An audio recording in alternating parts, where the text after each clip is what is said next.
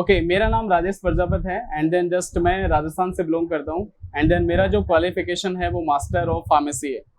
Okay, M pharma है, ठीक है, मैं एम फार्मा किया हूँ, ठीक है। एंड देन जस्ट मेरे को 8 साल हो गए हैं इस टीचिंग फील्ड के अंदर एंड देन इसके बाद में जस्ट मैंने जो एम फार्मा किया है वो फार्माकोलॉजी सब्जेक्ट से किया है।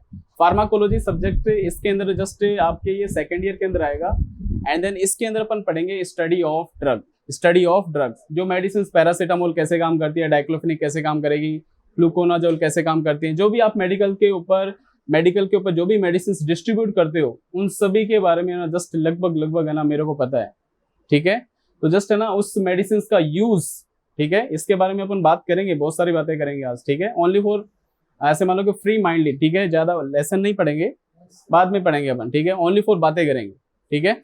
ओके, तो जस्ट इसमें जस्ट है ना जितने भी मेडिसिन के बारे में रहेंगे वो सारे के सारे जितने भी मेडिसिन आएंगे वो आपके फार्माकोलॉजी सब्जेक्ट के अंदर रहेंगी, वो आपके सेकंड ईयर के अंदर आएंगी। फार्माकोलॉजी सब्जेक्ट किसके अंदर आएंगे? सेकंड ईयर के अंदर, ठीक है। एंड देन वो सब्जेक्ट आपको जितेश सर पढ़ाएंगे एंड देन इसके अंदर कुछ भी हेल्प चाहिए तो मैं हेल्प करूंगा आपकी, ठीक है। ओके, फर्स्ट ईयर में मेरा जो सब्जेक्ट रहेगा, फर्स्ट ईयर में जो मेरा सब्जेक्ट रहेगा वो आपका रहेगा, मेरा सब्जेक्ट रहेगा HAP सब्जेक्ट रहेगा, ठीक है। HAP सब्जेक्ट में अगर अपन देखें, HAP subject human anatomy and physiology, इसके अंदर अपन जस्ट है ना प्लांट्स के बारे में बात नहीं करेंगे, ठीक है, अदर एनिमल्स के बारे में थोड़ा बहुत बात करेंगे, ठीक है। एंड नॉर्मली अपना जो बेस रहेगा वो ओनली फॉर ह्यूमन बॉडी रहेगी, अपन ह्यूमन बॉडी से रिलेटेड सारी बातें करेंगे, ठीक है। ह्यूमन बॉडी से रिलेटेड जितनी भी बातें होंगी और कुछ बातें जो बुक्स के अंदर हिडन है वो भी बातें जैसे मैं आपको बताऊंगा, ठीक है। जैसे अगर मैं एक क्वेश्चन पूछोगे, ओपन हार्ट सर्जरी, ठीक है, हार्ट के अंदर क्या हो गया, कुछ ओरिफिस हो गया, कुछ छेद हो गया हार्ट के अंदर, ठीक है, उसको क्या करना, अपने को ब्लॉक करना है, उसको क्या करना है, कवर करना है। तो यहाँ से अपने को क्या करना पड़ेगा, कट करना पड़ेगा एंड देन हार्ट को कट करके उसके बाद में उसके जो ब्लॉकेज है उसको क्या करना पड़ेगा, कवर करना पड़ेगा। क्लियर है? इसी सर्जरी को अपन क्या बोलते हैं, ओपन हार्ट सर्जरी। हार्ट को जस्ट अपन ने यहाँ से कट किया, हार्ट को कट करने के बाद में हार्ट को ओपन किया एंड देन उसको बाद में अपन ने क्या किया यहाँ पे, उसके बाद में इस जो क्लोज है, ठीक है, ऑरिफिस है, उसको अपन ने क्या किया, क्लोज किया। क्लोज करने के बाद में अपन ने क्या किया, जस्ट इसके वापस से उसको ब्लॉक किया एंड देन जस्ट अपने ये इस सर्जरी को अपन क्या बोलेंगे, ओपन हार्ट सर्जरी। क्लियर है? तो जस्ट मुझे कोई स्टूडेंट बता सकता है कि यहाँ से सर्जरी क्यों करते हैं, यहाँ से ही कट क्यों करते हैं? क्योंकि यहाँ से भी कट कर सकते हैं, यहाँ से भी कट कर सकते हैं, पीछे से भी कट कर सकते हैं। तो जस्ट कुछ बातें ना हिडन रहेंगी, कुछ बातें क्या रहेंगी, हिडन रहेंगी, कुछ बातें क्या होंगी, हिडन होंगी जिस, ठीक है। देखो यहाँ पे आपको अगर आपकी बॉडी के अंदर ना 206 के होंगी बोन्स होंगी, आपकी बॉडी के अंदर कितनी बोन्स हैं, 206। अगर 206 बोन्स के अंदर यहाँ पे जो होती है ना, यहाँ पे जो बोन्स होते हैं उसको अपन बोलते हैं स्टर्नम। क्या बोलते हैं?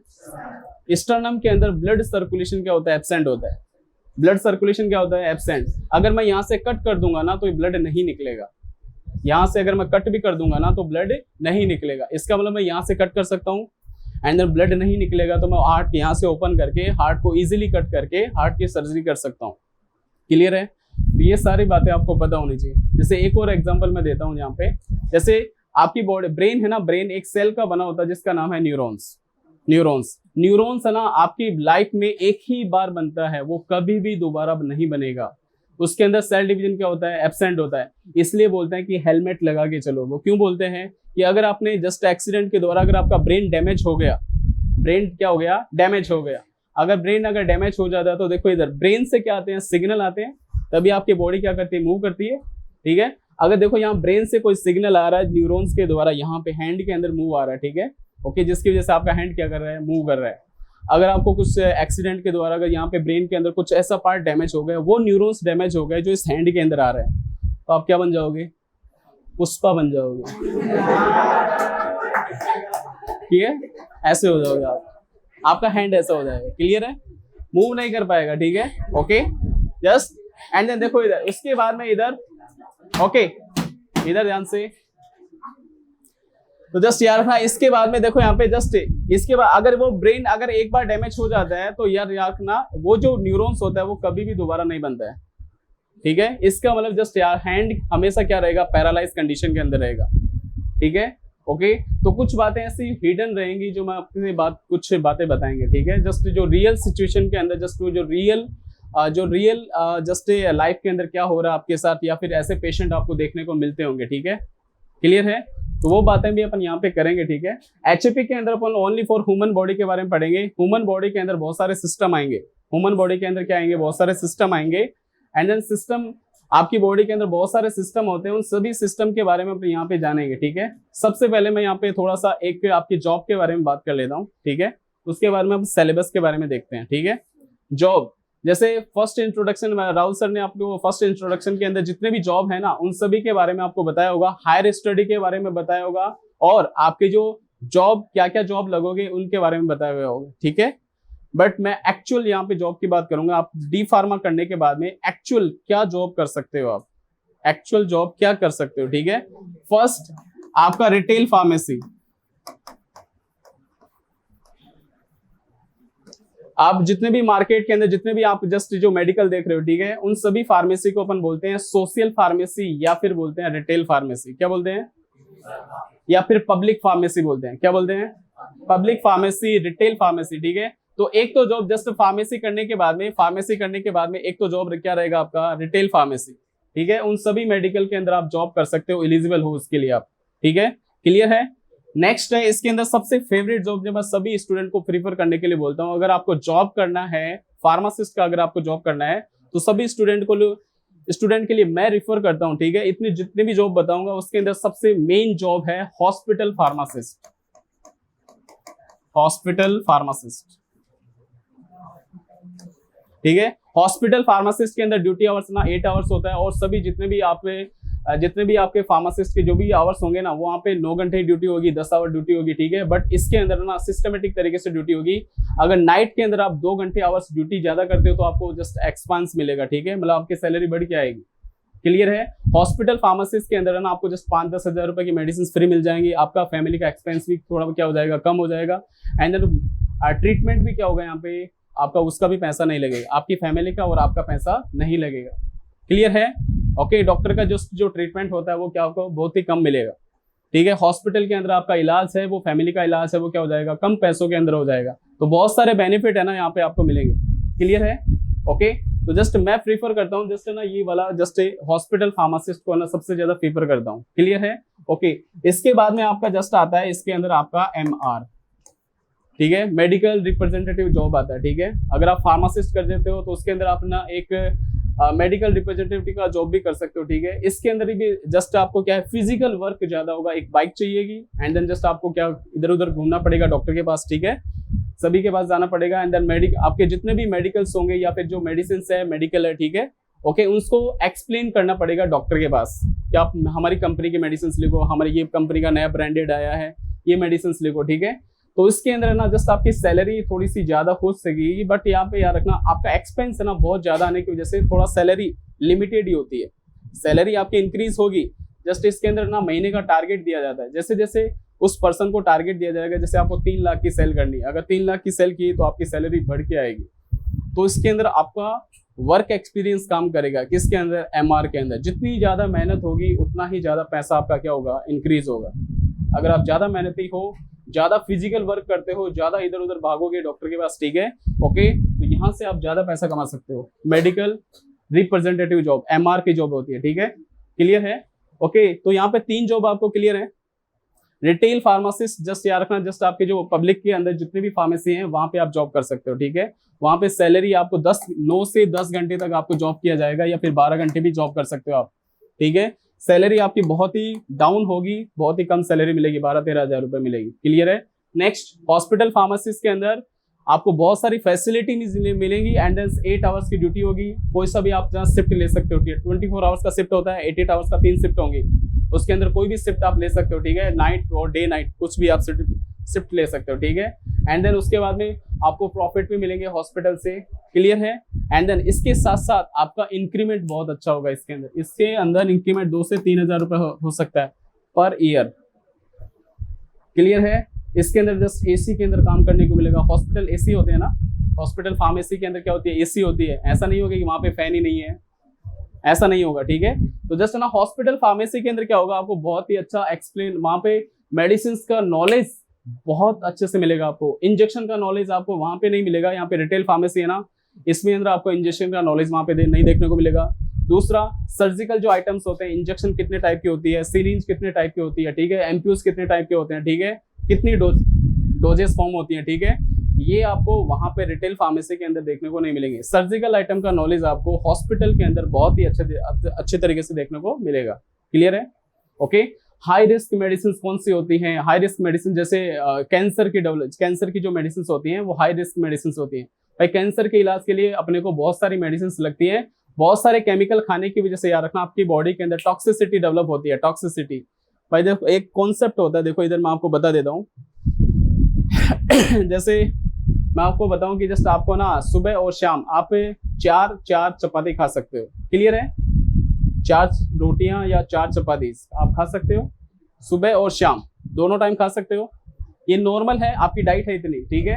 एंड देन जस्ट आपको बहुत सारी एनर्जी मिलेगी। अब मुझे बताओ कि 4 जो चपातियां हैं वो आपके लिए क्या है? सूटेबल है? आपकी बॉडी के लिए क्या है? सूटेबल है? Okay, advantage, okay. And then energy मिल रही है इसको। अगर मैं आपको बताऊं कि नॉर्मली आपको एक टाइम में 12 चपाती खानी है तो आप खा सकते हो क्या? नहीं खा सकते। अगर खाना भी पड़े, अगर आप खाना भी पड़े तो मुझे बताओ आपके स्टोमक के अंदर कुछ ना कुछ यहाँ पे कुछ दिक्कत हो सकती है, प्रॉब्लम हो सकती है, या फिर एसिडिटी कोज हो सकती है, या फिर पॉइजन हो सकता है। किसकी तरह काम करेंगी? अब वो जो चपाती हैं वो 4 चपाती आपके सुटेबल की तरह काम नहीं करेंगी। किसकी तरह काम करेंगी? एज ए पॉइजन की तरह काम करेंगी। किसकी तरह काम करेंगी? पॉइजन की तरह। इसका मतलब चपाती सूटेबल होने के बावजूद भी आपकी बॉडी के अंदर किसकी तरह काम करेगी? पॉइजन की तरह। क्यों? कौन सी कंडीशन के अंदर? एक्सेसिव कंडीशन के अंदर, ज्यादा अमाउंट के अंदर आपने लिया। इसलिए ना अगर टीवी मूवीज के अंदर आपने देखते हो कि अगर आप 10 टैबलेट एक साथ खाते हो ना, एक साथ खाते हो तो 10 टैबलेट आपकी बॉडी के अंदर जाने के बाद में वो टैबलेट की तरह काम नहीं करती है, वो डिजीज को ट्रीट नहीं करेगी, वो किसकी तरह काम करेगी? As a poison. किसकी तरह काम करेगी? इसलिए वो पेशेंट क्या हो जाता है? यहाँ पे डेड हो जाता है। एज ए पॉइजन की तरह काम करेगी, इसलिए वो पेशेंट क्या हो जाता है? डेड हो जाता है। क्लियर है? तो याद रखना एक्सेसिव क्वांटिटी के अंदर कोई भी केमिकल अगर अपन लेते हैं तो वो किसकी तरह काम करेगा? पॉइजन की तरह काम करेगा। ठीक है, ये कॉन्सेप्ट डाल लेना आज, ठीक है। ओके, यस, ओके आगे बढ़ते हैं, ठीक है। इसके अंदर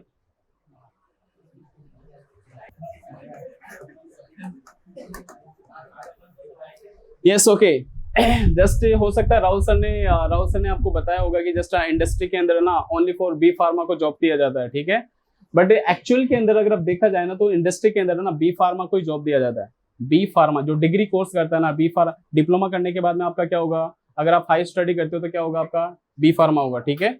अगर आपको इंडस्ट्री के अंदर डिप्लोमा करने के बाद में आपको जस्ट है ना, मैं कंपनी के अंदर जाना चाहता हूँ, मेरे पास पैसे नहीं है बी फार्मा करने के, ठीक है।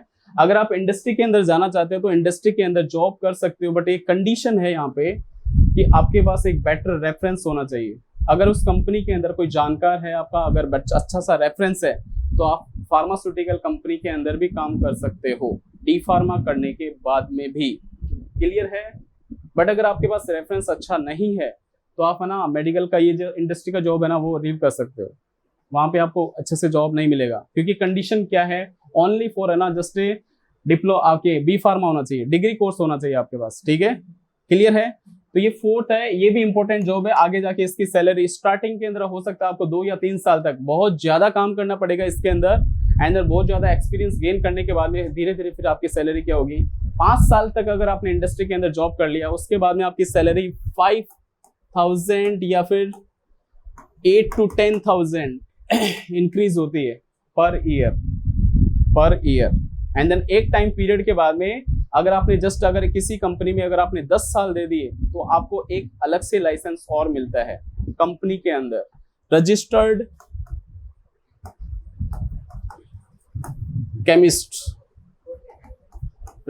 केमिस्ट का लाइसेंस मिलता है, ठीक है। जो भी कंपनी के अंदर प्रोडक्ट बनता है, जैसे पैरासीटामोल का सिरप बनता है, पैरासीटामोल की टैबलेट बनती है, डाइक्लोफिनिक की टैबलेट बनती है, तो उस टैबलेट को किस केमिस्ट ने बनाया है उसके साइन लगते हैं, और वो क्या होता है? रजिस्टर्ड होता है, उसके पास गवर्नमेंट का क्या होता है? लाइसेंस होता है, ठीक है। तो जस्ट है ना 8-10 साल अगर एक ही कंपनी को आप देते हो तो कंपनी को बिलीव हो जाता है कि जस्ट है ना आप इसके ऊपर काम कर सकते हो, ठीक है। आप हमारे पास ही बहुत ज्यादा काम करोगे, यहाँ पे सैलरी आपको अच्छे से मिल रही है, इसलिए आप 10 साल से यहीं पे हो, ठीक है। तो कंपनी है ना आपको एक अलग से एक लाइसेंस और अप्रूव कराती है एफडीए को। वहां पे क्या होता है? एफडीए में जस्ट थाने के अंदर एफडीए है, ऑफिस है, वहां पे एक आपका क्या होगा? इंटरव्यू होगा, क्योंकि 10 साल में एक्सपीरियंस अगर एक ही काम करोगे तो मुझे बताओ उससे उस वर्क से रिलेटेड आपको सारा एक्सपीरियंस हो जाएगा। कुछ भी क्वेश्चन अगर आपसे पूछा जाए तो मुझे बता सकते हो ना। क्लियर है? तो जस्ट है ना उसके बेसिस पे एक इंटरव्यू होगा, उस इंटरव्यू के बेसिस पे आपको एक अलग से लाइसेंस और मिलेगा, registered pharmacist. And then just याद रखना registered chemist, sorry registered pharmacist तो अभी डिप्लोमा का मिलेगा आपको। ओके, रजिस्टर्ड केमिस्ट का लाइसेंस मिलेगा। उसके बेसिस पे है ना आप नॉर्मली अगर वो केमिस्ट का लाइसेंस आप किसी कंपनी को देते हो तो वहां से भी आप रेंटेड सैलरी ले सकते हो। क्लियर है?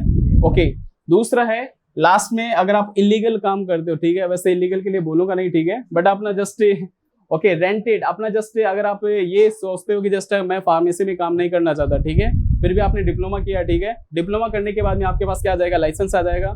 एंड देन जस्ट मुझे बताओ 2-3 साल आपकी जस्ट ये क्या हो गए, खराब हो गए। एंड देन जस्ट आप 2 साल आपने 2-3 लाख रुपए जमा भी तो किए, यहाँ पे दिए है ना इंस्टीट्यूट को, ठीक है, तो मुझे बताओ कि इसकी सैलरी कहीं ना कहीं से तो निकालोगे आप। तो अपना ये लाइसेंस है ना, अगर आप कोई अदर जॉब कर रहे हो तो ये जो लाइसेंस है वो आप 4 या 5 हजार रुपए में किसी भी अदर केमिस्ट को दे सकते हो। तो वहां से आपको पर मंथ आपको 4-5 हजार रुपए वहां से सैलरी मिलेगी। रेंटेड लाइसेंस बोलते हैं इसको, ठीक है, आप वो बट वो थोड़ा सा इलीगल होता है, ठीक है। ओके, तो रेंटेड भी आप वहां से आप दे सकते हो अपने, ओके, अपने लाइसेंस को थोड़ा सा सेल कर सकते हो। क्लियर है? ओके, तो जस्ट यहाँ पे जस्ट क्या है, ये जितने भी एज ए कॉन्सेप्ट मैंने आपको एक्चुअल जो जॉब बताए हैं, ठीक है, ये एक्चुअल जॉब है ना आप फ्यूचर के अंदर करने वाले हो। एक और जॉब होता है, ठीक है, जो होता है डिस्ट्रीब्यूटर फार्मासिस्ट। क्या होता है? डिस्ट्रीब्यूटर फार्मासिस्ट, ठीक है। बहुत सारे डिस्ट्रीब्यूटर क्या करते हैं, यहाँ पे रिटेल फार्मासिस्ट जितने भी आपके मार्केट के अंदर जो भी मेडिकल देख रहे हैं उन सभी को मेडिसिन कौन सप्लाई करता है? डिस्ट्रीब्यूटर। तो डिस्ट्रीब्यूटर के अंदर भी जहां पे भी मेडिसिन होगी वहां पे फार्मासिस्ट की जरूरत पड़ेगी। ये कॉन्सेप्ट अच्छे से याद रख लो, ठीक है, जहां पे भी मेडिसिन होगी वहां पे फार्मासिस्ट की जरूरत पड़ेगी। इसका मतलब चाहे डिस्ट्रीब्यूटर हो चाहे रिटेल फार्मेसी हो, दोनों के ऊपर क्या रहेगा, फार्मासिस्ट रहेगा, ठीक है। तो एक डिस्ट्रीब्यूटर फार्मासिस्ट का भी जॉब वहां पे भी आप अप्लाई कर सकते हो। क्लियर है? ओके, एंड देन जस्ट आपको बहुत सारी आज फार्मेसी ना, बहुत सारी चेन फार्मेसी हो गई, जैसे वेलनेस फॉरएवर हो गया, ठीक है, नोबल हो गया, नोबल प्लस हो गया, अपोलो फार्मेसी हो गया, ठीक है। इस चेन फार्मेसी में आप ना रिटेल फार्मासिस्ट का अच्छे से जॉब कर सकते हो। क्लियर है? तो ये जॉब हो गए आपके जितने भी जॉब थे ना, मैंने आपको एक्चुअल जॉब बताया, ठीक है, जो आपको फ्यूचर के अंदर जाने के बाद में आप यहाँ से फार्मासिस्ट डी फार्मा करने के बाद में ये जितने भी जॉब है वो आप कर सकते हो। क्लियर है यहाँ तक? आई होप आपको सारी चीजें समझ में आ रही होंगी, ठीक है।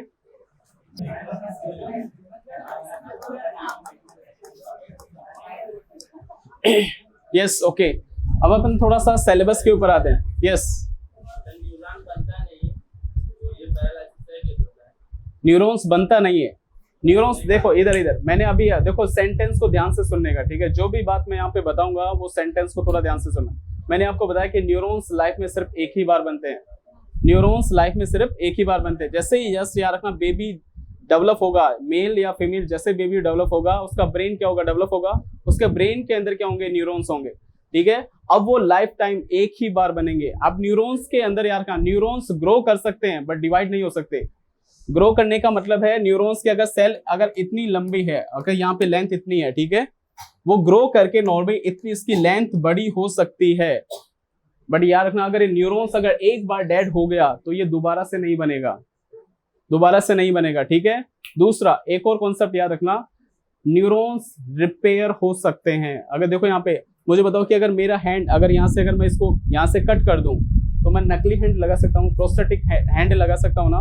तो ऐसे ही याद रखना, न्यूरॉन्स को याद रखना, न्यूरॉन्स आपकी बॉडी के अंदर एक सिग्नल की तरह काम करते हैं, पूरी बॉडी को क्या करते हैं, कंट्रोल करते हैं। इसका मतलब न्यूरॉन सेंसिटिव स्ट्रक्चर है, न्यूरॉन सेंसिटिव स्ट्रक्चर बोल सकता हूँ, इंपोर्टेंट स्ट्रक्चर बोल सकता हूँ मैं इसको। इसका मतलब न्यूरॉन्स की केयर करना बहुत जरूरी है, क्योंकि एक बार अगर डैमेज हो गया, एक बार अगर डैमेज हो गया तो न्यूरॉन्स दोबारा से नहीं बनेगा। क्लियर है? इसके लिए याद रखना, ब्रेन के अंदर बहुत सारी सेल्स होती हैं, जैसे एस्ट्रोसाइट सेल होती हैं, ओलिगोडेंड्रोसाइट सेल होती हैं, ठीक है, माइक्रोग्लियल सेल होती हैं। ये न्यूरॉन्स को प्रोटेक्शन प्रोवाइड करवाती है, न्यूरॉन्स को न्यूट्रिशन प्रोवाइड करवाती है। अगर न्यूरॉन्स के स्ट्रक्चर आपने देखे होंगे, ओके, एक्सोन और डेंड्रोन, ठीक है, ओके, एक्सोन और डेंड्रोन, ठीक है, न्यूरॉन्स के स्ट्रक्चर देखिए होगा। न्यूरॉन्स का अगर ये पार्ट अगर डैमेज हो जाता है, अगर न्यूरॉन्स का ये पार्ट अगर डैमेज हो गया, ठीक है, क्लियर है, तो जस्ट इसके बाद में याद रखना, यहां से न्यूरॉन्स है ना दोबारा से क्या हो सकता है, इस पार्ट को दोबारा से रिपेयर किया जा सकता है। रिपेयर किया जा सकता है, बट याद रखना न्यूरॉन्स अगर एक बार डैमेज हो गया, एक बार पूरा कंप्लीटली उसका सेल, जैसे सेल बॉडी होता है यहाँ पे, ठीक है, ये डेंड्राइट्स होते हैं, ठीक है, ओके, यहाँ से आप एक बार अगर ये पार्ट अगर डैमेज हो गया तो उसके बाद में न्यूरॉन्स दोबारा से नहीं बनेगा। इसलिए याद रखना जस्ट है ना, ब्रेन ऐसे बोलते हैं कि जब ब्रेन के ऊपर कभी भी नहीं मारना चाहिए, ऐसे भी नहीं मारना चाहिए, ठीक है, क्योंकि इसके प्रेशर से हो सकता है 1 या 2 न्यूरॉन्स क्या हो सकते हैं, डेड हो सकते हैं। क्लियर है?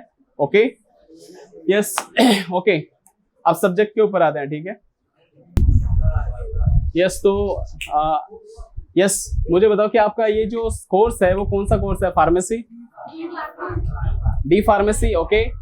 मेनली अगर मैं जस्ट एक वर्ड के अंदर बोलूं कि आप कौन सा कोर्स कर रहे हो, फार्मेसी का कोर्स कर रहे हो। अब फार्मेसी के अंदर भी क्या कर रहे हो, diploma of pharmacy, diploma of pharmacy, diploma of pharmacy, ठीक है, क्लियर है? ओके, नेक्स्ट, तो मुझे जस्ट है ना ओनली फॉर है ना फार्मेसी की डिफिनेशन चाहिए कि फार्मेसी अपन किसको बोलेंगे।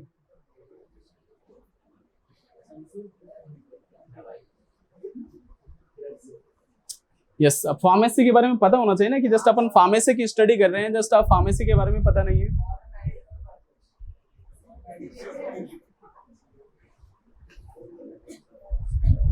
यस, आप बताओ।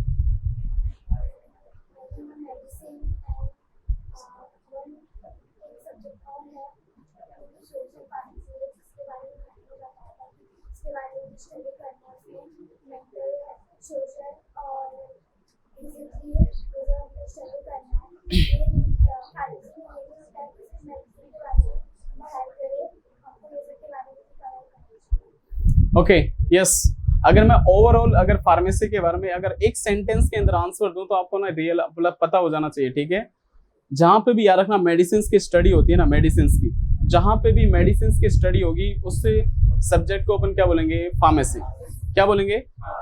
फार्मेसी का मतलब होता है, फार्मा का मतलब होता है ड्रग, फार्मा का मतलब होता है ड्रग, क्लियर है। जहां पे भी ड्रग की स्टडी होगी, जहां पे भी ड्रग या मेडिसिन, देखो यहाँ पे 2 वर्ड हैं, इधर ध्यान से, ड्रग अलग होता है और मेडिसिन अलग होती है, ये दोनों वर्ड अलग अलग हैं, ठीक है। ये सुनने में आपको अलग लग रहा है, ठीक है, ओके, बट ये दोनों वर्ड क्या हैं, बहुत ही डिफरेंट हैं। ड्रग अलग है, मेडिसिन क्या होती है, अलग होती है, क्लियर है। ये मैं आपको डिफाइन करूंगा अभी, ठीक है, ओके। तो मुझे बताओ कि जस्ट है ना फार्मेसी, इसका मतलब देखो, इसका मतलब समझो यहाँ पे, जैसे मैंने आपको एक सेंटेंस के अंदर मैंने फार्मेसी को डिफाइन किया कि study of drug is called is the pharmacy, ठीक है। तो इसका वर्ड का मतलब समझो, ड्रग मतलब जहां पे भी ड्रग या मेडिसिन अवेलेबल होगी वहां पे उसको अपन क्या बोलेंगे, फार्मेसी बोलेंगे। अगर मैं जस्ट ना किसी भी प्लांट से अगर नया केमिकल निकाल रहा हूं और उस केमिकल से अगर डिजीज को क्या किया जाता है, ट्रीट किया जाता है, इसका मतलब मैं ड्रग को निकाल रहा हूं, ओके। तो ये प्रोसेस भी किसके अंदर आएगा, फार्मेसी के अंदर आएगा, ठीक है, ओके। जस्ट मैं टी बना रहा हूँ, ठीक है, जस्ट टी बना रहा हूँ तो जस्ट मुझे ओके टी लीव्स यूज करनी पड़ेगी, ठीक है। एंड देन उसको मैंने क्या किया, कुछ बॉयल किया, ठीक है, वाटर के अंदर क्या बॉयल किया, एंड देन वहां से टी से क्या निकलेगा, कुछ एक्सट्रैक्ट बाहर निकलेगा, ठीक है। एंड देन वो उस एक्सट्रैक्ट को अपन क्या करते हैं, यूज करते हैं, ठीक है। एंड देन वो अपने ब्रेन को क्या करता है, स्टिमुलेट करता है, जिससे आपका ब्रेन क्या होता है, एक्टिव होता है, क्लियर है। तो ये जो अपने ड्रग को जो बाहर निकाल रहे हैं, ठीक है, इसको एक्सट्रैक्शन प्रोसेस बोलते हैं, ठीक है। तो ये भी प्रोसेस किसके अंदर आता है, फार्मेसी के अंदर आता है, ठीक है। एंड देन वो केमिकल बनने के बाद में उस केमिकल से अपन डोजेस फॉर्म बनाते हैं, ये सुटेक्स के अंदर आएगा डोजेस फॉर्म, ठीक है। डोजेस फॉर्म को ये अपन क्या बोलते हैं, रियल मेडिसिन बोलते हैं, ठीक है। डोजेस फॉर्म का मतलब होता है medicament and non medicament, medicament और नॉन मेडिकामेंट का कॉम्बिनेशन को क्या बोलते हैं, डोजेस फॉर्म। जैसे आपको मेडिकल के अंदर जितनी भी मेडिसिन आप देखते हो, मेडिकल के अंदर जितने भी केमिकल आप देख रहे हो, उन सभी केमिकल को अपन बोलते हैं डोजेस फॉर्म। अगर उसकी नेचर अगर लिक्विड है तो लिक्विड डोजेस फॉर्म बोलेंगे। जैसे ट्यूब होती है, ट्यूब, क्रीम पेस्ट जेली होती है ना, क्रीम, मुझे बताओ वो सेमी सॉलिड बोल सकता हूँ उसको, वो ना तो लिक्विड है और ना ही क्या है, सॉलिड है, तो उसको अपन क्या बोलते हैं, सेमी सॉलिड। क्रीम पेस्ट, ठीक है, क्रीम पेस्ट जेली ऑइंटमेंट ये सब, ठीक है, तो इसको अपन क्या बोलते हैं, सेमी सॉलिड डोजेस फॉर्म, ठीक है। एंड देन टैबलेट और कैप्सूल क्या होते हैं, हार्ड होते हैं, सॉलिड होते हैं, तो इसको अपन क्या बोलते हैं, सॉलिड डोजेस फॉर्म। इसका मतलब मेडिकल के अंदर जो भी मेडिसिन या फिर जो भी केमिकल आप देखते हो मेडिकल के अंदर, उन सभी केमिकल को अपन क्या बोलते हैं, डोजेस फॉर्म, और डोजेस फॉर्म को ही बोलते हैं अपन मेडिसिन। क्या बोलते हैं? आप मेडिकल पे मेडिसिन लेने जाते हो ना, ड्रग थोड़ी लेने जाते हो, ड्रग लेने नहीं जाते ना, क्या लेने जाते हो, मेडिसिन लेने जाते हो, क्लियर है, ओके। अब देखो इधर, अब ड्रग के बारे में देखो, यहाँ पे ड्रग क्या होता है, ठीक है। जैसे जस्ट अगर एक प्लांट है, ठीक है, जैसे मैं जस्ट एक नीम का प्लांट मान लेता हूँ, ठीक है, नीम का प्लांट, एंड देन मेरे को पता चला कि जो नीम का जो लीव्स होती हैं उससे ना जस्ट बहुत सारा एक्सट्रैक्ट निकाल के एक केमिकल निकलता है, उस केमिकल से ना जस्ट मेरी स्किन की जो डिजीज है वो क्या की जाती है, किल की जा सकती है, ठीक है, ओके। तो जस्ट नीम के पत्तियों को जस्ट मैंने क्या किया, लीव्स को लिया एंड देन उसको मैंने कुछ पानी के अंदर उबाला, ठीक है, बॉईल किया एंड देन उसका एक्सट्रैक्ट निकाल के मैंने वो एक केमिकल बनाया, ओके। उस केमिकल को बोलूंगा मैं रॉ केमिकल, क्या बोलूंगा, रॉ मटेरियल, रॉ मटेरियल या फिर रॉ केमिकल। क्लियर है यहां तक, ठीक है। एंड देन इस रॉ मटेरियल को ही बोलते हैं अपन ड्रग। इस रॉ मटेरियल को क्या बोलते हैं, ड्रग। ये रॉ मटेरियल एक तरह का क्या है, केमिकल है, क्या है, ये रॉ मटेरियल एक तरह का क्या है, केमिकल है, ठीक है। इसी केमिकल को अपन बोलते हैं ड्रग, ठीक है। अगर आपने मूवीज के अंदर देखा हो तो विलेन क्या करता है, यहाँ पे एक पाउडर होता है, ठीक है, उस पाउडर को क्या करता है, वो सक करता है, ठीक है, ओके, इनहेलेशन के द्वारा क्या करता है यहाँ पे बॉडी के अंदर, ठीक है, ओके, यस। तो जस्ट इधर वॉइस, तो जस्ट याद रखना, ये यहाँ पे क्या देखा, जो केमिकल होता है, ठीक है, इस केमिकल को अपन क्या बोलते हैं, यहाँ पे ड्रग बोलते हैं। इस केमिकल को क्या बोलते हैं, ड्रग। अगर इस केमिकल को मैं श्रिंक कर दूं, वो सॉलिड बना दूं, ठीक है, एक शेप दे दूं, तो क्या बन जाएगा, टैबलेट बन जाएगा। अगर इस केमिकल के अंदर अगर मैं वाटर मिला दूं या फिर कुछ शुगर ऐड कर दूं, ठीक है, एंड देन एक सॉल्यूशन बना दूं, क्या बन जाएगा, सॉलिड डोजेस फॉर्म बन जाएगा, सिरप बन जाएगा, ठीक है, क्लियर है। तो जस्ट यहां से ऐसे अगर मैं उसके अंदर जस्ट है ना कुछ ऐसे कंपोनेंट ऐड कर दूं जिससे वो क्रीम बन जाए, ठीक है, ऐसे कुछ केमिकल ऐड कर दूं जिससे वो क्या बन जाए, क्रीम बन जाए, ठीक है, तो उसको अपन क्या बोलते हैं, सेमी सॉलिड डोजेस फॉर्म। इसका मतलब आपने क्या देखा कि मेडिसिन के अंदर क्या प्रेजेंट होता है, ड्रग प्रेजेंट होता है। जैसे अगर आप पैरासीटामोल, डोलो 650 का नाम सुना है ना, डोलो 650 को मुझे बताओ कि मैं ड्रग बोलूंगा या फिर मेडिसिन, मेडिसिन, क्लियर है, ओके। क्योंकि मैंने अभी आपको बताया कि जस्ट आपके मेडिकल स्टोर के अंदर जितने भी केमिकल रखे हैं वो सब क्या है, मेडिसिन। डोलो 650 है, ठीक है, एंड देन डोलो 650 के अंदर सभी को मालूम है उसके अंदर कौन सी ड्रग होती है, पैरासीटामोल। तो पैरासीटामोल जो केमिकल होगा उसको अपन बोलेंगे ड्रग। एंड देन जस्ट याद रखना, पैरासीटामोल एंड देन उस केमिकल, पैरासीटामोल केमिकल के साथ साथ है ना बहुत सारे केमिकल ऐड होंगे, ठीक है। आप जब ये पढ़ोगे ना तो आपको रियलाइज हो जाएगा, ठीक है, ओके। तो जस्ट वो जो केमिकल होंगे वो केमिकल होंगे नॉन मेडिकामेंट। एक तो मेडिकामेंट क्या हो गया, जैसे पैरासीटामोल क्या हो गया आपका मेडिकामेंट, और इसके अलावा जो केमिकल डाले जाते हैं, जैसे अगर मैं सिरप की बात करता हूँ, सिरप का मुझे बताओ कुछ कलर होता है ना, कलरफुल सिरप होते हैं ना, क्लियर है, ओके। किसी का ऑरेंज होता है, किसी का मैंगो टाइप होता है, ठीक है। एंड देन मुझे बताओ कि अगर ऑरेंज कलर होगा तो मुझे बताओ उसके अंदर क्या फ्लेवर भी कौन सा होगा, ऑरेंज। इसका मतलब उसके अंदर फ्लेवर भी डाला जाता है, कलर भी डाला जाएगा। एंड देन सिरप कुछ क्या होता है, यहाँ पे स्वीट होता है, स्वीट होगा तो उसके स्वीटनिंग एजेंट डाला जाएगा, उसके अंदर शुगर डाली जाएगी, इसका मतलब ये भी केमिकल डाला जा रहा है, ठीक है। पैरासीटामोल का सिरप है तो पैरासीटामोल वो भी टैबलेट ड्रग डाली जाएगी। इसका मतलब आपने क्या देखा कि एक तो मेडिकामेंट डाला जाएगा और एक क्या डाला जाएगा, नॉन मेडिकामेंट। मुझे बताओ कि आपका जो स्वीटनिंग एजेंट है, शुगर है, वो डिजीज को किल करेगा क्या, डिजीज को रिमूव नहीं कर सकता। फ्लेवरिंग एजेंट डिजीज को रिमूव कर सकता है क्या। इसका मतलब ये जो केमिकल होंगे इसको मैं क्या बोलूंगा, non medicament. And then medicament वो केमिकल होता है जो डिजीज को क्या करता है, रोकता है, प्रिवेंट करता है, क्लियर है, ओके। तो आपको आई थिंक ये कंफ्यूजन क्लियर हो गया हो कि ड्रग क्या होता है और मेडिसिन क्या होता है, ठीक है।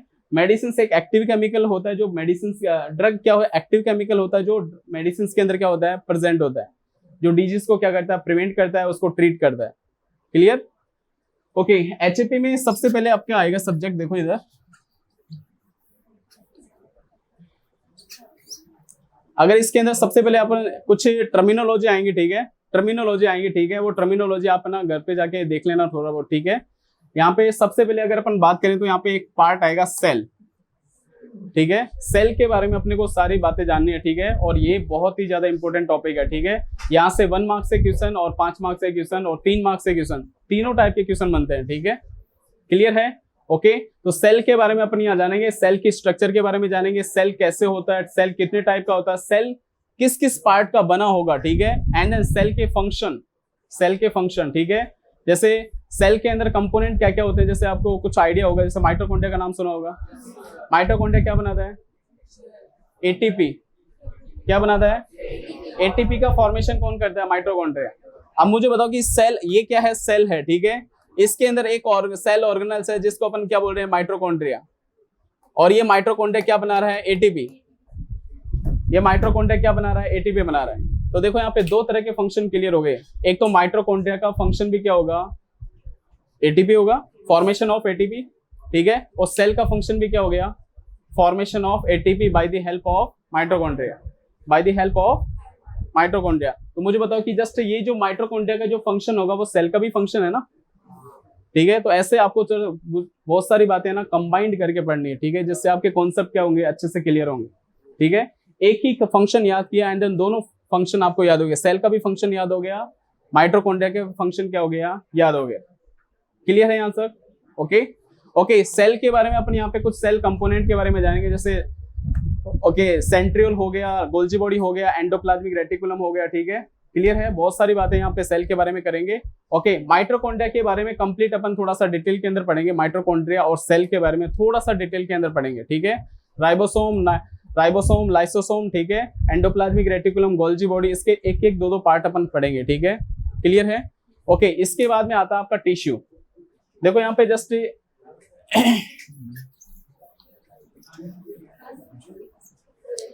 देखो इधर ध्यान से, यस ओके। इसके बाद में पार्ट आता है आपका टिश्यू, ठीक है। तो जस्ट मुझे एक यस टिश्यू को डिफाइन करो, थोड़ा आता है कुछ?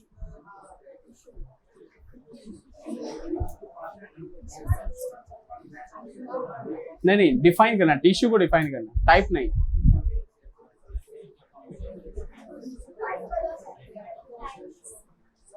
वो तो क्लासिफिकेशन हो गया ना, क्लासिफिकेशन हो गया। ओके, ग्रुप ऑफ सेल को क्या बोलते हैं, टिश्यू। देखो यहाँ पे कैसे बनता है, देखो इधर ध्यान से, ग्रुप ऑफ सेल को क्या बोलते हैं, टिश्यू। ओके, देखो इधर ध्यान से कॉन्सेप्ट सुनो इधर, देखो यहाँ पे। ओके, जस्ट याद रखना, देखो सेक्सुअल एक्टिविटी के दौरान जस्ट याद रखना, मेल से तो क्या आता है, स्पर्म आता है, ठीक है, एंड फीमेल से क्या आता है, ओवम, ठीक है। इन दोनों को, ये दोनों, अगर ये स्पर्म है वो ओवम को क्या करेगा, फर्टिलाइज करेगा, ठीक है। एंड देन जस्ट याद रखना, यहाँ पे एक सेल बनते हैं जिसको अपन बोलते हैं जाइगोट। एंड जाइगोट एक सिंगल सेल है, जाइगोट क्या है, इसको मैं कंप्लीट सेल बोल सकता हूँ। क्लियर है? ओके, एंड देन इस सेल के अंदर क्या होगा, डिवीजन होगा। सेल का एक फंक्शन होता है सेल डिवीजन, वो सेल क्या करती है, डिवाइड हो सकती है। क्लियर है? और सेल के अंदर डिवीजन होगा तो मुझे बताओ बहुत सारी सेल बनेंगी। And then group of cell, मुझे बताओ इसको मैं क्या बोल सकता हूँ, ग्रुप ऑफ सेल बोल सकता हूँ। And then group of cell को बोलते हैं अपन टिश्यू। क्लियर है? ओके, तो जस्ट यार जाइगोट है ना, बाद में बहुत सारे सेल्स के अंदर क्या होता है, डिवाइड हो जाता है। एंड देन पूरे ग्रुप ऑफ सेल को बोलते हैं अपन tissue. Okay, and then tissue आपकी बॉडी के अंदर बहुत सारे टाइप के होते हैं, जैसे ओके, वैसे बेसिकली 4 टाइप के होते हैं, ठीक है। टिश्यू को बहुत ही इंटरेस्टिंग टॉपिक है, बहुत ही अच्छे से पढ़ेंगे अपन, ठीक है। ओके, एपिथेलियम टिश्यू है, ओके, मस्कुलर टिश्यू है, कनेक्टिव टिश्यू है, ओके, नर्वस टिश्यू है जो ब्रेन बनाता है आपका, ठीक है, जिसके अंदर न्यूरॉन्स अवेलेबल होते हैं, ठीक है।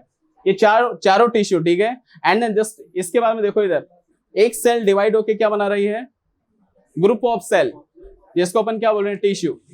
ओके, एंड देन बहुत सारे टिश्यू मिलके, एंड देन मैंने अभी आपको बताया कि 4 प्रकार के क्या होते हैं, टिश्यू होते हैं, ठीक है। एंड देन ये चारों टाइप के टिश्यू ना एक दूसरे से कंबाइंड होके क्या बनाते हैं, ऑर्गन बनाते हैं, ठीक है।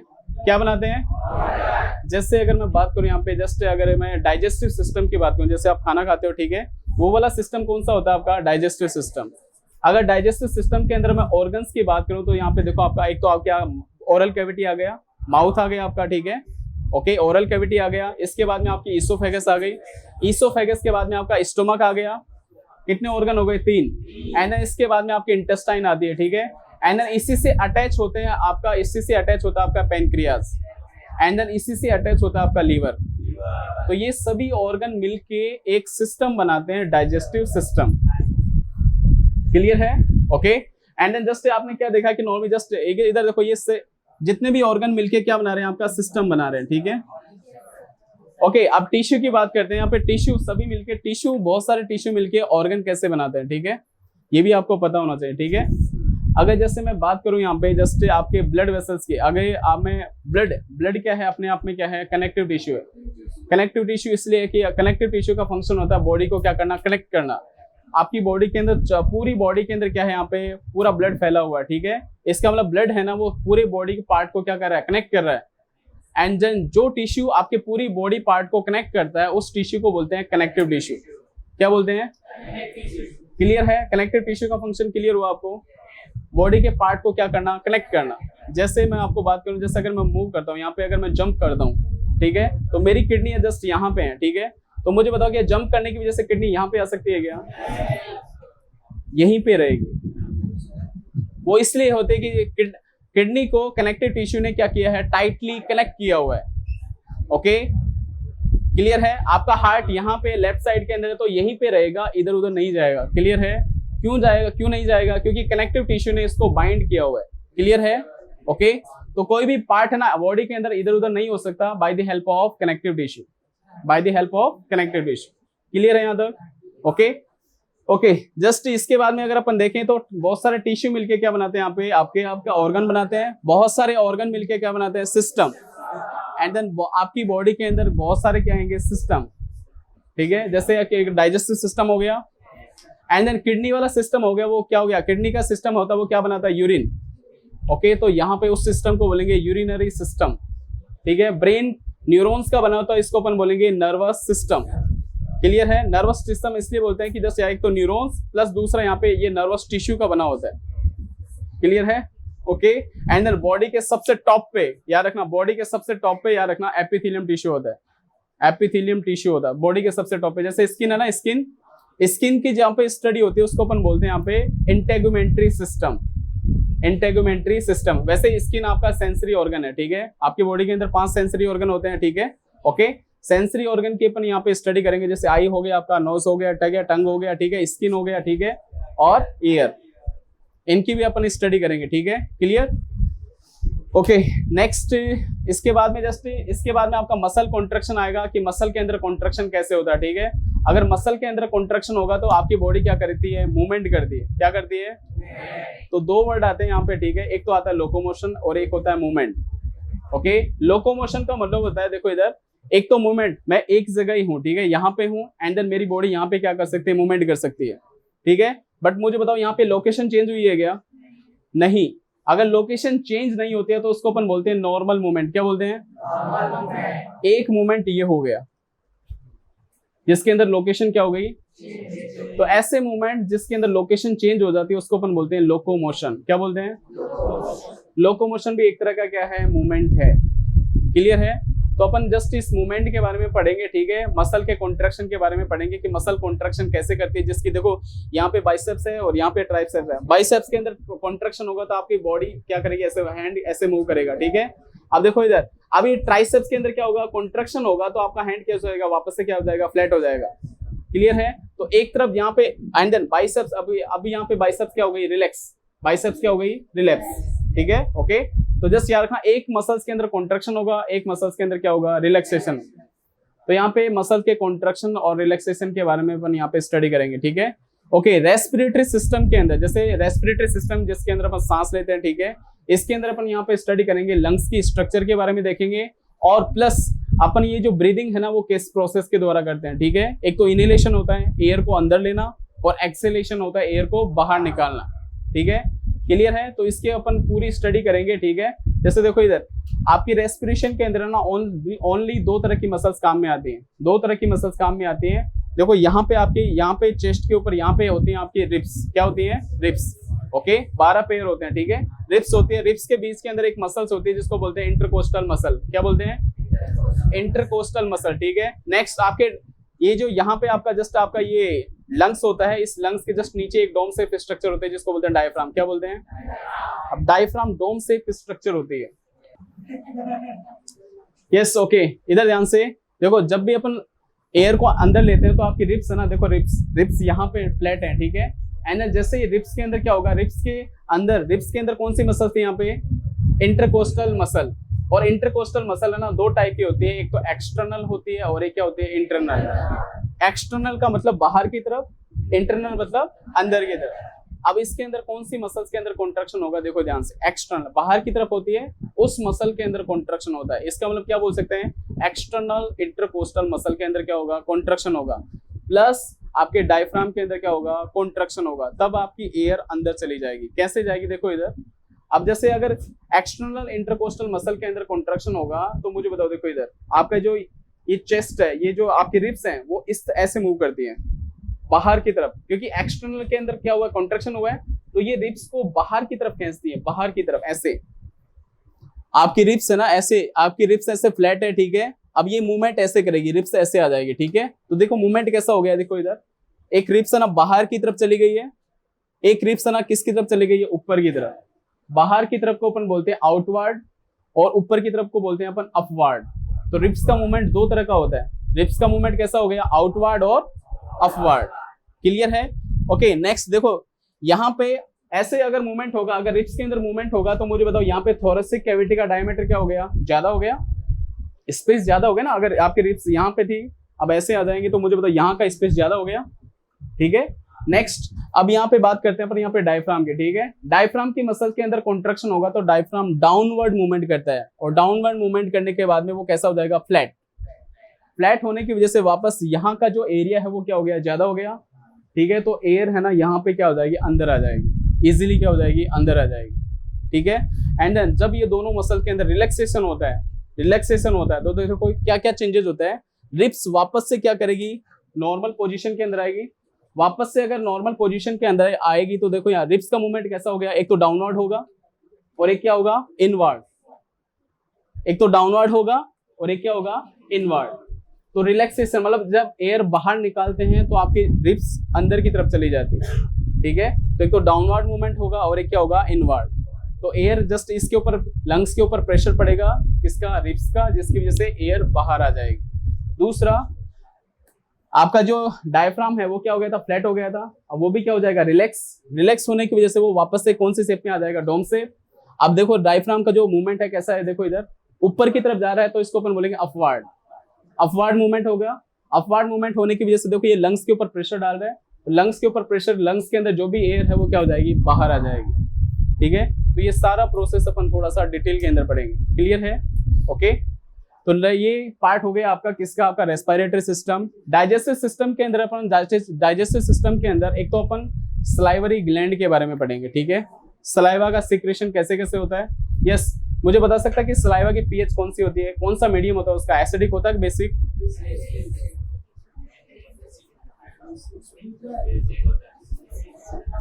यस, इधर देखो, इधर सलाइवा का जो मीडियम होता है वो एसिडिक होता है, ठीक है। सलाइवा का जो मीडियम होता है वो कौन सा होता है, एसिडिक, स्लाइटली एसिडिक होगा, स्ट्रॉन्ग एसिड नहीं हो सकता, ठीक है। ओके, स्लाइटली क्या होगा, एसिडिक होगा, ठीक है, हल्का एसिडिक होगा, ठीक है। अगर स्ट्रॉन्ग एसिड होगा तो मुझे बताओ कि आपका तो माउथ क्या हो जाएगा, अल्सर हो जाएंगे, जल जाएगा आपका माउथ, ठीक है। ओके, यस, इधर बॉयज, ओके, जस्ट यहाँ पे याद रखना। तो सलाइवा की पीएच क्या होती है यहाँ पे, स्लाइटली क्या होती है यहाँ पे 6.8 के लगभग होती है, ठीक है। And then just slightly acidic होगी, ठीक है। एसिडिक मीडियम होने की वजह से याद रखना, अगर कोई भी बैक्टीरिया वायरस अगर आपके माउथ के द्वारा एंटर करता है, ठीक है, तो सबसे पहले कहाँ पे आएगा, ओरल कैविटी के अंदर। तो ओरल कैविटी के अंदर जस्ट वो किसके साथ अटैच होगा, सलाइवा के साथ।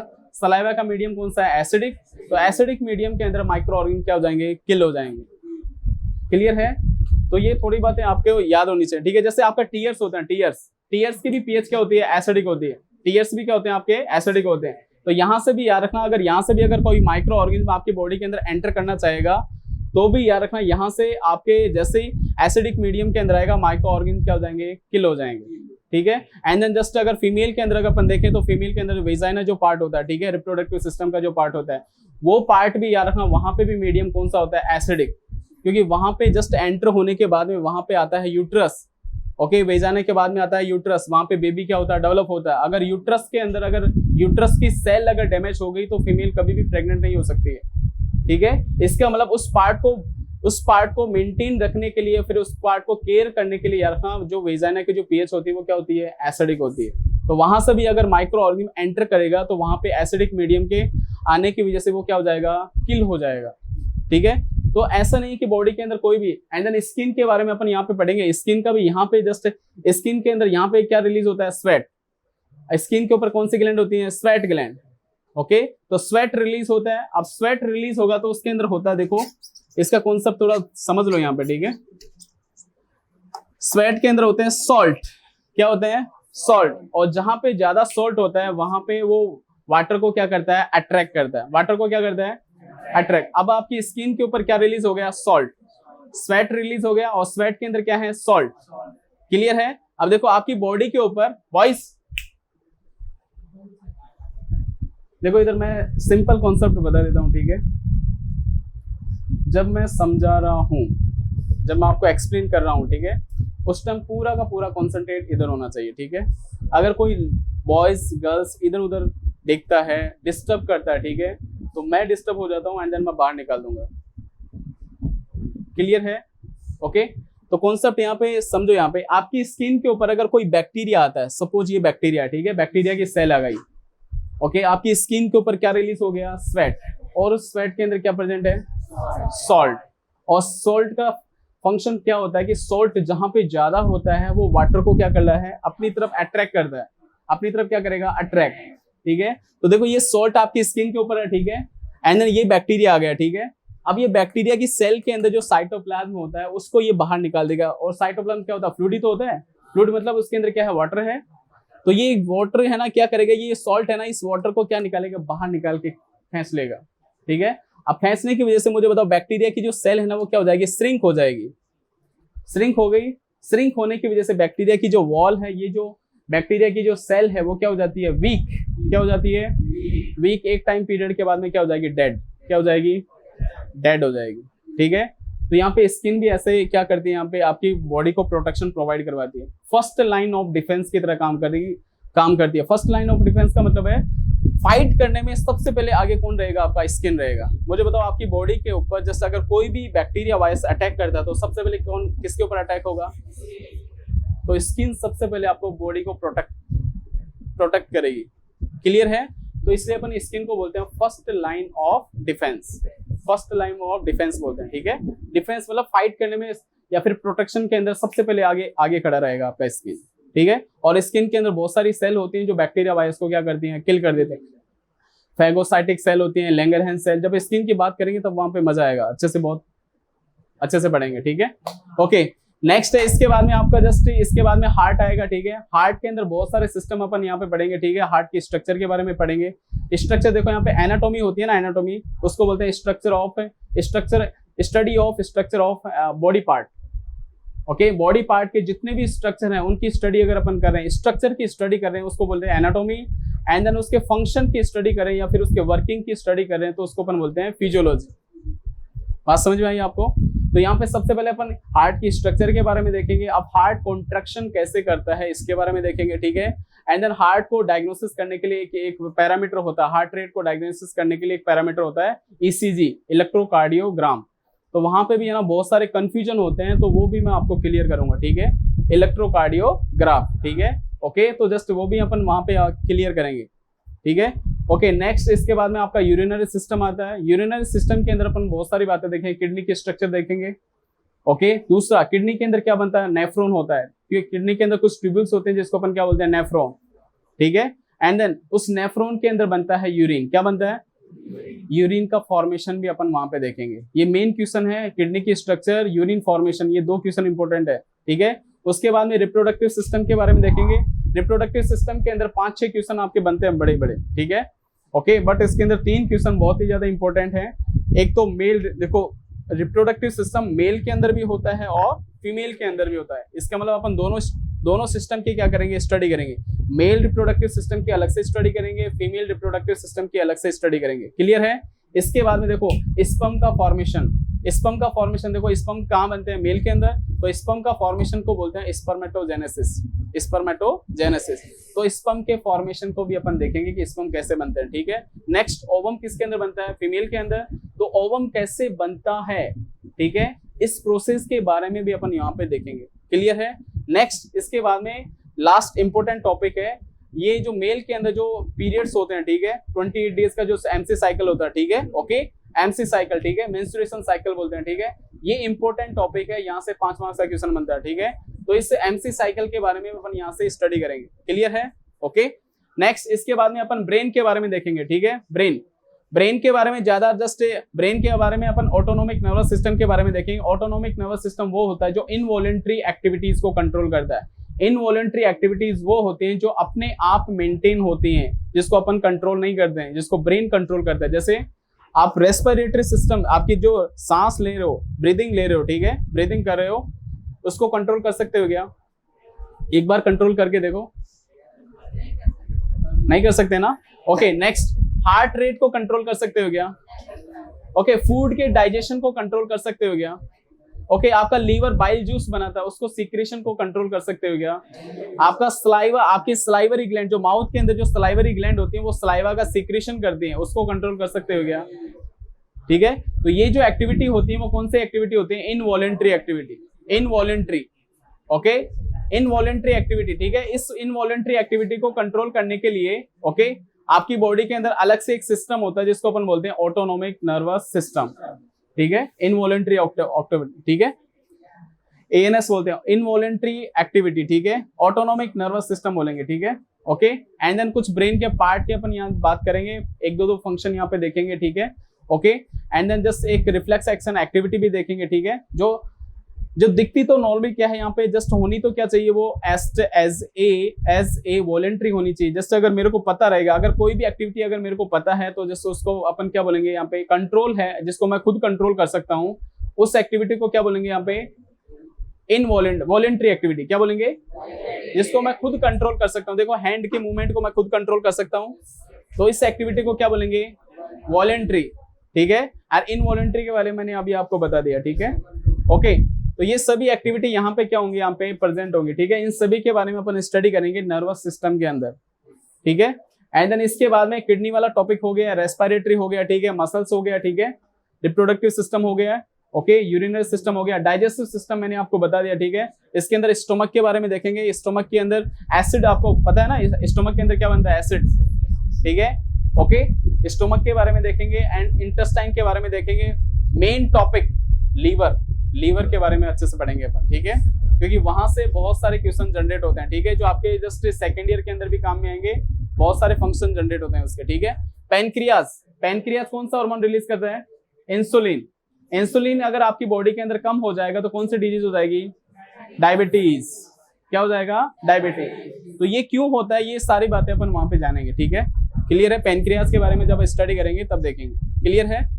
ओके, इसके बाद में सेंसरी ऑर्गन आपके आ गए, ठीक है। सेंसरी ऑर्गन मैंने आपको बताया, इन सभी के स्ट्रक्चर के बारे में देखेंगे। और जस्ट मुझे ये बताओ कि जस्ट एक स्टूडेंट बता दो मेरे को, आप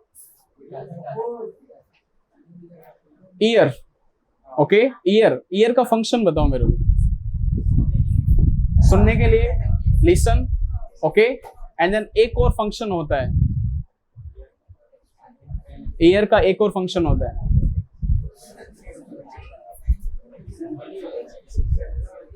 ओके, आपकी बॉडी को बैलेंस करने में किसका रोल होता है? आपका ईयर का रोल होता है, ठीक है। Okay, balance of the body के अंदर भी किसका रोल होता है? आपका ईयर का। तो ये जब हम ईयर पढ़ेंगे तब आपको वहां पे अच्छे से आपको देखने को मिलेगा कि सर हाँ, यहाँ पे बॉडी क्या हो रही है, बैलेंस हो रही है, ठीक है। ओके, तो यहाँ पे जस्ट बहुत सारे सिस्टम है जो आपके बॉडी के अंदर यहाँ पे देखने को मिलेंगे, ठीक है।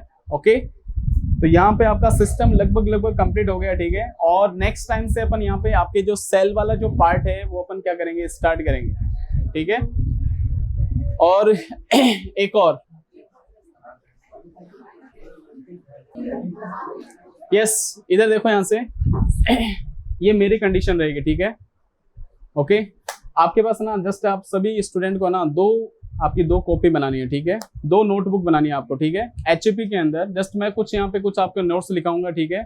एंड देन मैं जस्ट यहाँ पे स्टार्टिंग के 2 लेक्चर होने के बाद में, 2 या 3 लेक्चर होने के बाद में, हर एक लेक्चर के अंदर आधे घंटे का क्या होगा, टेस्ट होगा। 30 मिनट्स का क्या होगा, टेस्ट होगा, जिसके अंदर आपको जस्ट मैं आपको ओनली फॉर, क्योंकि मैं ओनली फॉर सभी स्टूडेंट को स्टडी कर चुका हूँ। जस्ट आप क्या करते हो, घर पे जाके यहाँ पे लेक्चर लेते हो, घर पे जाके बैग इधर होगा एंड देन मोबाइल लेके बैठ जाओगे। क्लियर? ओके, तो जस्ट इधर, तो इसलिए स्टडी करने का मैंने अपने आप से है ना, अपने आप का क्या बनाया, एक पैटर्न बनाया, ठीक है। ओके, आपको हर बार है ना 2 क्वेश्चन दूंगा मैं आपको, पहले से बता दूंगा ये 2 क्वेश्चन का टेस्ट होगा नेक्स्ट टाइम। तो वो 2 क्वेश्चन आपको क्या करने पड़े, रेडी करके आने हैं। एंड देन यहाँ पे स्टार्टिंग में आते ही आपको आधे घंटे के अंदर वो 2 टेस्ट देना है, एंड देन टेस्ट के बाद में जो 1.5 घंटा आपका जो बचेगा उसके अंदर अपन क्या करेंगे, लेसन लेंगे। क्लियर है? जिससे आप क्या करोगे, थोड़ा सा स्टडी के प्रति थोड़ा सा क्या रहोगे, थोड़ा सा एक्टिव रहोगे। ओके ओके, नेक्स्ट एक और। ओके, मेन बात इधर, मेन बात ये केमिस्ट्री की बात है, ठीक है।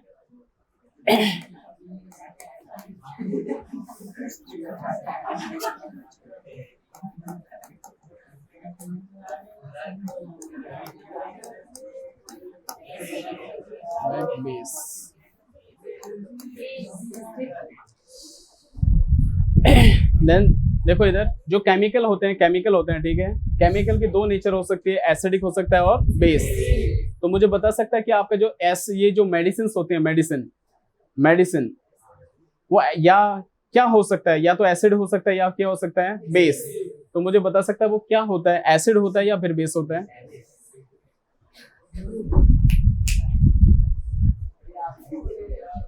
Yes, okay. ड्रग क्या होता है बताओ मेरे को, कौन सी नेचर बताओ, नेचर क्या हो सकता है, एसिड हो सकता है या फिर बेस होता है या फिर बोथ नेचर, दोनों नेचर के हो सकते हैं, दोनों नेचर, बोथ। ओके, पहला कॉन्सेप्ट याद रखना, जो ड्रग होती है जैसे पैरासीटामोल एक अपने आप में क्या है, ड्रग है, ठीक है। तो पैरासीटामोल अपने आप में याद रखना या तो एसिड हो सकता है या फिर क्या हो सकता है, बेस। अब याद रखना यहाँ पे बात होती है strong and weak, strong and weak. मुझे बताओ कि स्ट्रॉन्ग एसिड कोई ड्रग हो सकती है क्या? अगर स्ट्रॉन्ग एसिड अगर होगा तो जस्ट अगर मैं लूंगा तो यहां से आपका मेडिसिन बाहर निकल जाएगा। क्लियर है? यहाँ पे जैसे एसिड डालोगे यहाँ पे जस्ट आपका बर्निंग होगा, यहाँ से मेडिसिन बाहर निकल जाएगा, ठीक है। तो इसका मतलब आपका स्ट्रॉन्ग एसिड मेडिसिन नहीं हो सकती है। क्लियर है? स्ट्रॉन्ग एसिड मेडिसिन कभी भी नहीं हो सकती, ऑलवेज रिमेंबर, याद रखना, ठीक है। इसका मतलब मेडिसिन कैसी हो सकती है, वीक एसिड हो सकती है, क्योंकि मैंने अभी आपको बताया कि आपकी सलाइवा की पीएच क्या होती है, एसिडिक होती है। क्लियर है? टीयर की पीएच क्या है, एसिडिक है। इसका मतलब आपकी मेडिसिन क्या हो सकती है, वीक एसिडिक हो सकती है। पहला कॉन्सेप्ट याद रखना, ठीक है। नेक्स्ट मुझे बताओ कि medicine weak strong base medicine हो सकती है क्या? स्ट्रॉन्ग बेस हो सकता है? किसने बोला yes? Okay, just okay boys, इधर कंफ्यूज है, डाउट क्लियर होना चाहिए, ठीक है। जो भी है स्टूडेंट, रीजन पता है, रीजन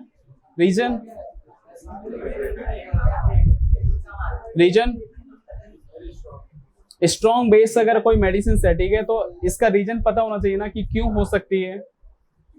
देखो इधर ध्यान से, इधर देखो, इधर आपके स्टोमक के अंदर है ना, स्टोमक के अंदर जो एसिड बनता है उसको क्या बोलते हैं, HCl। HCl अपने आप में क्या है, स्ट्रॉन्ग एसिड है, HCl स्ट्रॉन्ग एसिड है जो आपके स्टोमक के अंदर बनता है। क्लियर है? अगर स्ट्रॉन्ग एसिड अगर स्ट्रॉन्ग बेस एक दूसरे को अगर कंबाइन कर देंगे तो वो एक दूसरे को क्या कर देते हैं, डिस्ट्रॉय कर देते हैं, न्यूट्रलाइज कर देते हैं।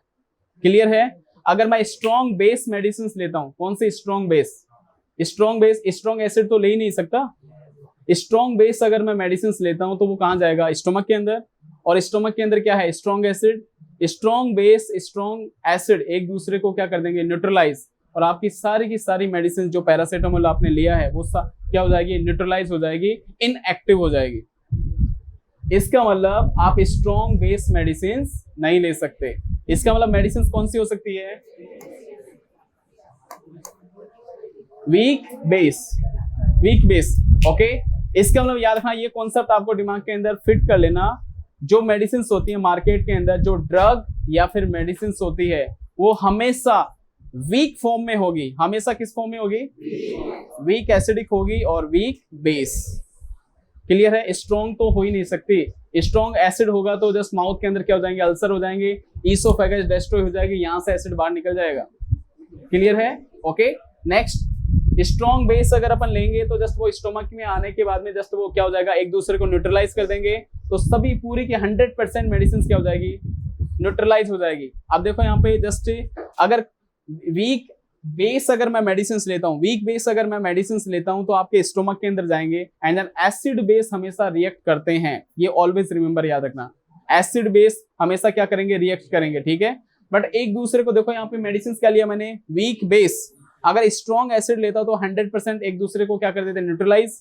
अगर वीक बेस मेडिसिन लेता हूं तो मुझे बताओ कि यहाँ पे मेडिसिन एसिड के साथ रिएक्ट करके इनएक्टिव होगी, बट याद रखना कम इनएक्टिव होगी। क्लियर है, मतलब आपकी अगर आपने 500 mg, देखो यहाँ पे ओरली अगर अपन मेडिसिन लेते हैं उसकी डोजेस को, डोज क्या होती है, ज्यादा होती है भाई। पैरासीटामोल का इंजेक्शन लगा के देखो उसके अंदर 10 mg या 25 mg होगी, बट अगर आप ओरली टैबलेट लेते हो तो उसके अंदर कितनी mg होती है, 500 mg या फिर 650 mg होती है। वो क्यों लेते हैं ज्यादा, इसलिए लेते हैं कि जस्ट अगर वो मेडिसिन आपके स्टोमक के अंदर जाएगी तो स्टोमक अंदर जाने के बाद में स्टोमक के अंदर क्या है, HCl है, एसिड है, वो एसिड उस मेडिसिन को क्या करेगा, न्यूट्रलाइज कर देगा।